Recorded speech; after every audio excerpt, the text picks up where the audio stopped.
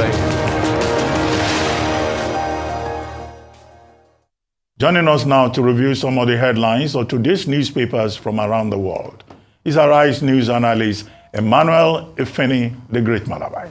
Good morning, Ruben. Good morning, Ayo. Good morning, Rufai. Good morning. We'll start the review with this day, Nigeria's newspaper of record. We'll start from the window story above the masthead. Otedola hailed Tinubu for successfully resolving UAE visa ban on Nigerians. Flight resumption. Says Asiwaju is working.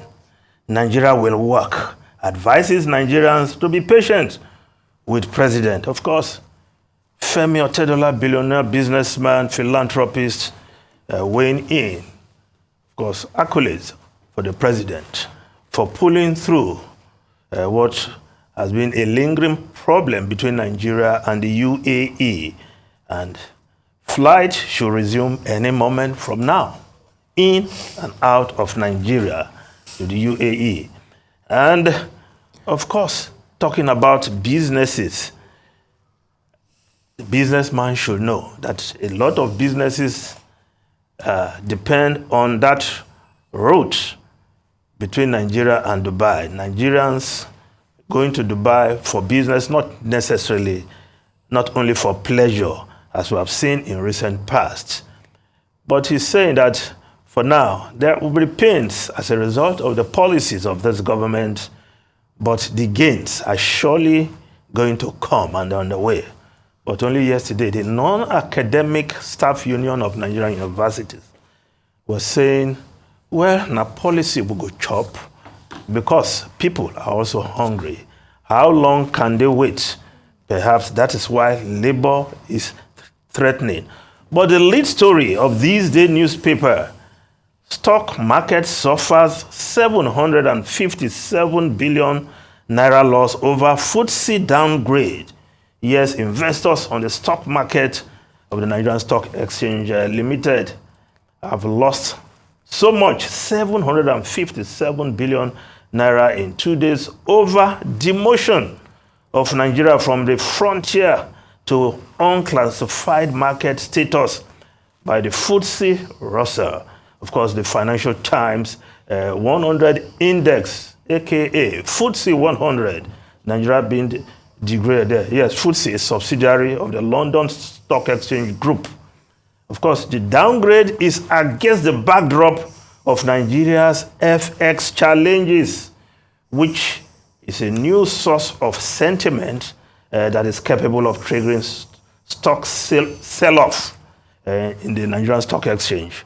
And of course, the impact is the loss which the stock market suffered over the last couple of days. Now, the Business Day newspaper putting a finger on the problem of the Naira. Naira woes overshadow rare rise in dollar reserve.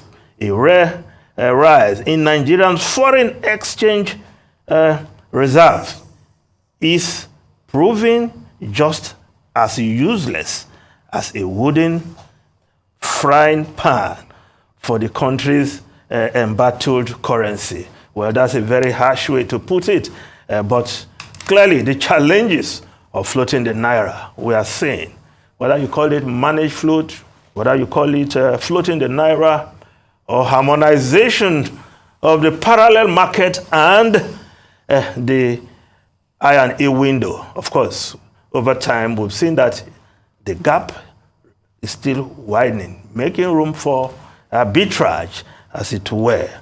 Well, the Tinubu administration has its job well cut out. Some of these policies, the impact we are seeing, and not getting the right result. We don't want to talk about fuel subsidy now because with the price of crude in the international market, we know what the petrol should be selling now. Well, it's subsidy may not be back, but there will be under recovery somewhere. And NNPC know very much about under recovery. Now, the Guardian newspaper, Obazi panel hunts conspirators in alleged 7 trillion naira fraud linked to Emefiele. Yes, the special investigator appointed by President Bola Ahmed Tinubu to look into the books of the CBN. Doing his work, well, at the end of the day, we'll get a report on that from that investigator. But now, snippets here and there coming out from the findings of that special investigator. Now, the Nigerian Tribune newspaper, Lagos-Ibadan cargo rail begins operation. Federal government inaugurates first container freight service to start with 90 trips in 1 month.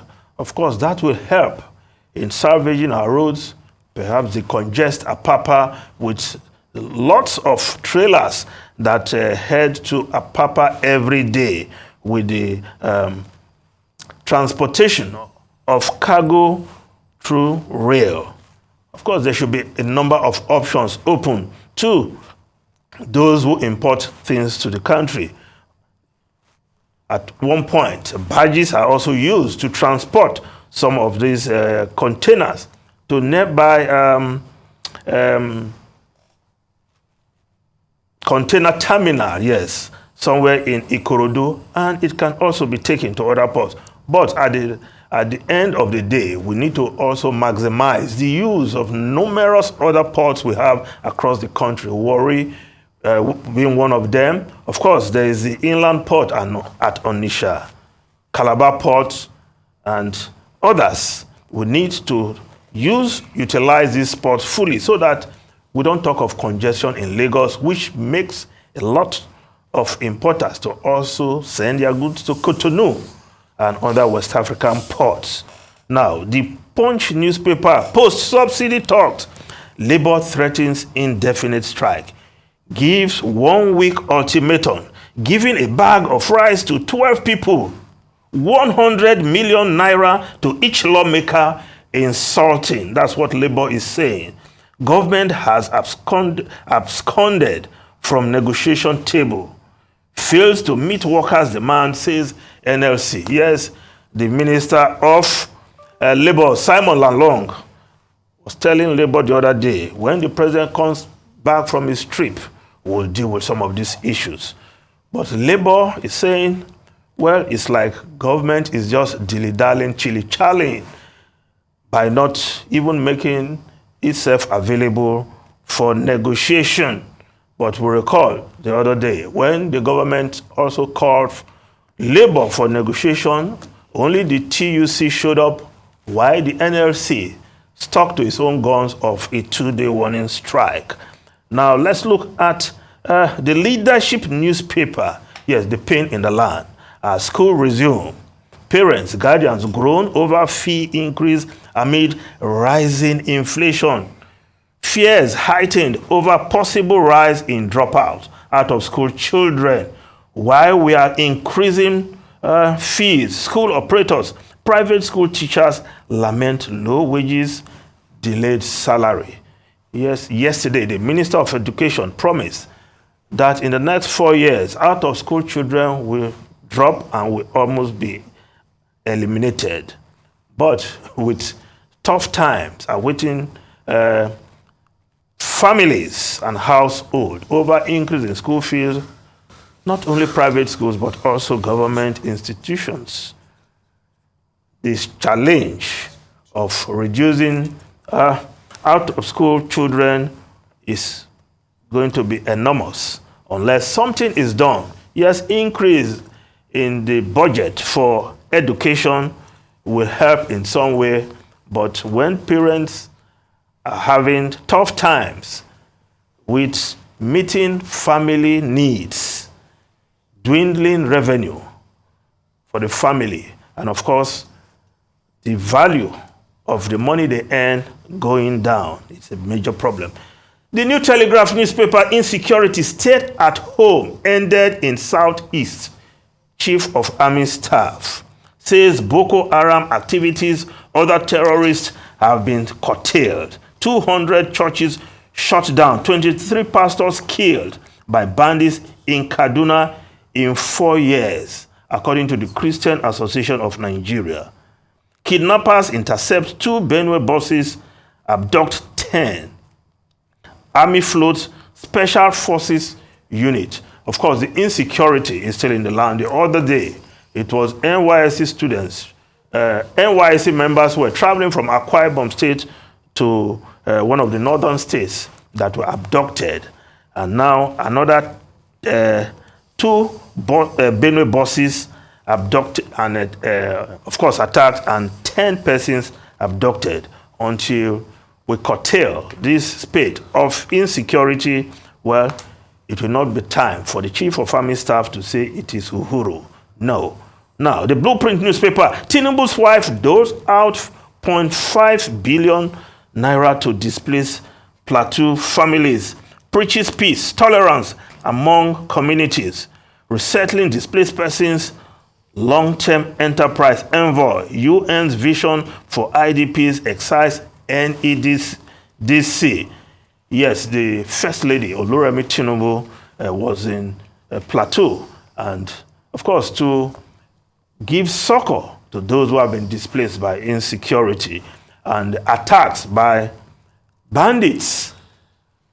But of course, we need to prevent what led to these IDPs in the first place by dealing with the security challenge in that part of the country. Now, of course, the Nation newspaper breaking it down. The First Lady donates 500,000 naira to 500 families in Plateau. If you break that down, it comes down to 1 million naira per family. But the governor was warning those who will receive this money to know that they are holding the money in trust for those who are actually affected. We don't want to hear that handling charge by some people who put their hands in this money and these families will get something less. So the governor should ensure that those for whom this money is meant got the donation. Of course, kudos to the First Lady for going to Plateau to empathize with those who have suffered this loss. Ruben Rufai and Ayo. We'll leave it there. The producer is saying we don't have much time. But first, to go back to the enthusiasm, the excitement about the trip to the UAE. The presidency is already advertising 5 major achievements, the details of which are in the public domain there. But one thing that the chairman of Gerugu plant, Femi Otedola, said that I think we need to underline is the fact that he says Tinubu's economic policies have encouraged him to invest more in Nigeria. He's one of the major investors in this environment.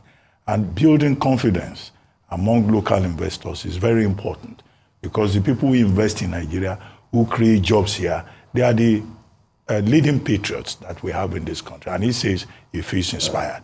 Apart from saying that he's very happy that Tinubu is focusing on economic diplomacy and that there are many investors in the Middle East who should be attracted to the Nigerian economy.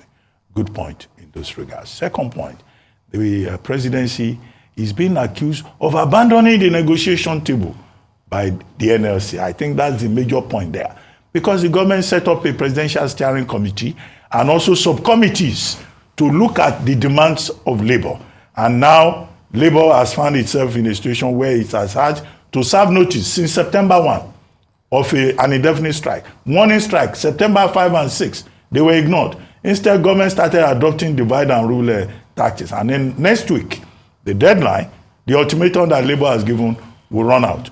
And we will be faced with a situation whereby the entire economy may be shut down. Look at the implications of that.